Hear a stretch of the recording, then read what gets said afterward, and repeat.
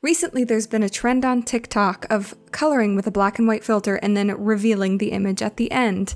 And I'm sorry to tell you that these videos are fake. Hello, Alkalites. My name is Afterplague, and today I am trying out that black and white filter trend. When I say that these videos are fake, I'm not trying to call out any specific creator. I'm just using it to make a point about how things online are doctored and edited in ways that viewers might not expect. I try to show transparency in a lot of my process, and so I wanted to see if these videos were in some way staged. I'm not saying these creators aren't drawing without the black and white color filter, but what I am saying is that they carefully select their color palette beforehand and then use their knowledge of value to draw from there. I decided I was going to try it completely flat first, using a bunch of random color palettes. So I went online and grabbed a few color palettes, all within the same color family, cool toned colors, but with a wide range from reds to greens to blues to purples, and so on. From there, I decided a lot of these illustrations tended to use portraiture, so I drew this portrait of this woman with horns, and I would use that as the basis for my black and white challenge. I decided to do this illustration in two ways. I did it first with the color palette off with the random colors that I've selected, and then I did it secondly in the way that I chose a color palette, then drew it in black and white and revealed the colors afterwards. So my second illustration is with a specifically chosen color palette, and you'll be able to see the difference in how the selected color palette worked out much better than the color palette that was quote-unquote random, even though the colors were all in the same cool tone family. I definitely understand where this challenge is coming from, because one of the first things that you learn as an artist is that you're supposed to understand value.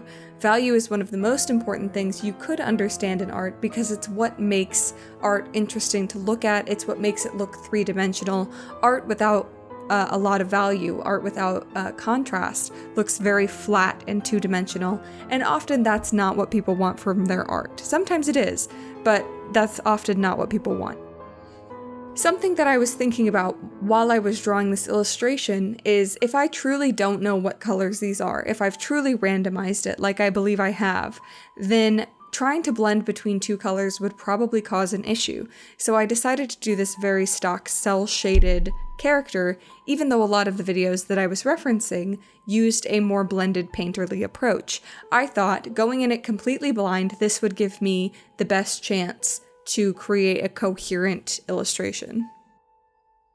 Again, I'm not trying to call out anybody that does challenges like this, because genuinely, the art that is made on social media, especially art that is made through art challenges, is created for the purpose of entertainment. Sometimes it is entertaining to see somebody fail, but more often it's entertaining to sort of have your expectations blown right past. You think, oh my gosh, there's no way they could create something so beautiful with a random color palette. It's gonna turn out ridiculous. And then they take off the color filter and it's beautiful. You have a stronger emotional reaction to that than you would otherwise seeing something that met your expectations. You thought, hey, this probably isn't gonna turn out well. They turn the color off and it doesn't turn out well. You go, okay, my expectation was met. If they pull the color off and it looks way better than you were expecting, you're more likely to pay attention to that illustration. It's basic human psychology.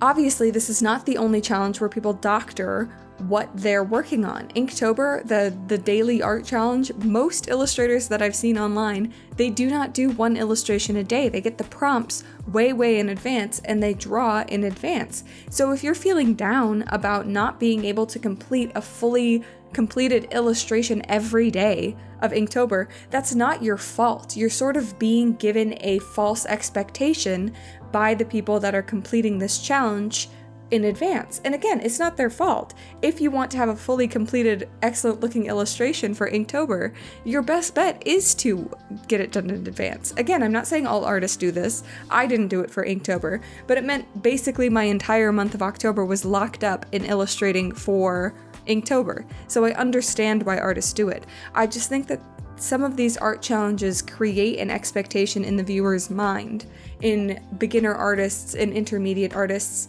and it makes them feel like they're not as good as these artists on social media, because they think, well, when I did this random thing, clearly I don't know enough about value to know. And it just creates this false expectation in your mind of what you should be able to accomplish as a young artist.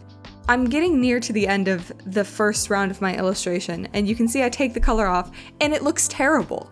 It looks awful, but it doesn't look like that at all. It looks quite nice with the black and white filter over top of it. There is no way that I could have perceived, there is no way that I could have thought that my values were necessarily incorrect, because in the value illustration, they look fine. So that tells me that if you truly are choosing random colors, if you truly are just choosing random colors and swirling them together, then your illustrations would turn out more like mine. I don't think I'm being crazy about this, especially that light blue that's in the illustration. It's completely outside of what you would normally consider. On the second round, I chose a color palette that I know works. It's an analogous color palette. It's within a really short range of the color wheel. It's from like pink to purple blue, you know? And obviously, utilizing that color palette, I'm going to be getting a better result, even if I can't tell what I'm doing. I have the black and white filter turned off here just so you can actually see what I'm doing with the colors this go around. But the point I'm trying to make with this video, again, I'm not trying to call anybody out, because I understand that it's entertainment. And I don't want to knock anybody for being entertaining when that's what they're offering. If you're offering entertainment and you entertain somebody, I'm not going to be mad at you for that. What I just am making this video to show is to give perspective to artists that maybe aren't on social media, that you aren't necessarily seeing the whole picture, that things are altered and changed, that there are tricks that go on behind the curtain, and that you shouldn't feel discouraged if you do one of these challenges and it doesn't turn out great. If that happens, you can obviously try again. You can pick a color palette that you know will work, like I did with the second illustration. But more than that, just understand that it's all theater. Everything you see on social media is theater, and treat it as such. I feel like I'm coming across as really aggressive in this video, and that's not necessarily my intention. I love these videos. I'm always so excited to see how the illustration is going to turn out in the end when they take the color filter off. Obviously, I'm susceptible to the entertainment just like everybody else, but as soon as I started doing social media, and as soon as I started trying to upload content, as soon as I started thinking about creating art from a viewer perspective, it becomes a different beast. There are things that creators do to create a smoother viewing experience.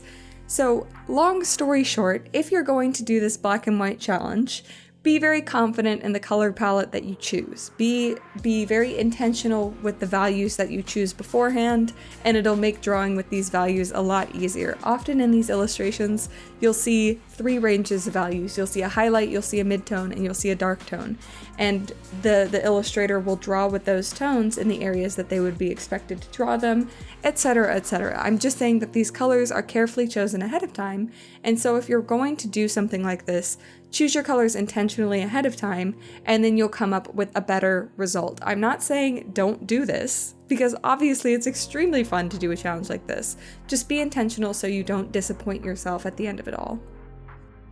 All of this sort of comes back to the idea of comparing yourself to other artists, which I believe is a good and a bad thing. If you're a new beginner artist, if you're starting out, comparing yourself to other artists, you also have to do intentionally. You have to view this as an intentional critique rather than a way to put yourself down. If you compare your art next to somebody's art who you really like and who you want to look like, that is okay. You can see how their line work might be different, how they might perform anatomy differently, how their colors might differ from yours. That's okay. But you shouldn't use these sort of comparisons and challenges to put yourself down. Ultimately, I do think I would do something like this challenge again. It was very fun. I would just go into it with more of a plan, more of a realistic expectation, and be quite honest with how the results turn out. And I believe that people doing challenges should do the same. I sometimes see in the comment section of these challenges on TikTok, commenters being like, well, add more of this color, add more of that color. And then they'll do a different video with a completely different color palette that does complement those requests. And it honestly is quite interesting and admirable to see that these artists have such an understanding of color and color theory that they're able to come up with these palettes that are going to look well before they even start the illustration, both in value and in color. And I think that's fascinating. It's honestly a genuine talent. I'm not that great at picking colors myself. But yeah, it is definitely like a smoke and mirrors thing for the audience, which again is not necessarily a bad thing. Anyway, long story short, I've rambled about this long enough. I hope you enjoyed watching this video. If you liked it, please leave me a like. If you want to see more of my content, follow me on all my social media. I'm at AfterPlague on Twitch, Instagram, and TikTok, and I'm after_plague on Twitter. Thank you again so much for watching, and I hope you survive this post-plague world.